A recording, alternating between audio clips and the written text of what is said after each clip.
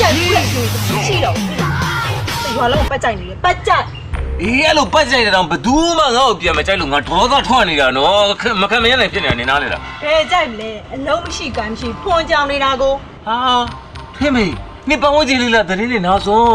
ဟမ်အလုံးရှိအကင်ရှိလို့ရှိရင်အခွန်ဆောင်ရတယ်အလုံးမရှိအကင်မရှိပဲဖွန်ကြောင်ရင်အခွန်မဆောင်ရဘူးအဲ့တော့ငါအလုံးမလုပ်ဘဲနဲ့ဖွန်ကြီးပဲကြောင်တာဘာဖြစ်လဲဆိုလို့ရှိရင်လည်းမနဲ့စောစောစီးစီးထမင်းကြော်စားရန်ကြွတော်မူပါလို့ဟေးဘာဖြစ်တာလဲလို့ဟမ်နင်တို့ရဲ့နန်းစော်နေတဲ့ဝစ်စားတွေလဲခဲ့နော်မက်ဆေ့ပေးရလေဗျာ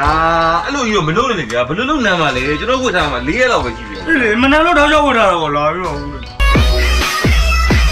ဆက်တယ်မင်းကလမ်းတော့မဆက်တယ်မရောက်ဘူးဟေးစကားကိုစင်ရင်ပြော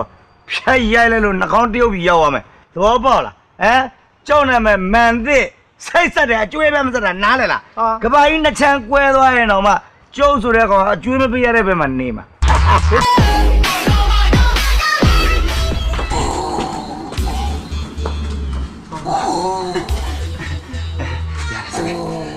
ဒုက္ခကဲ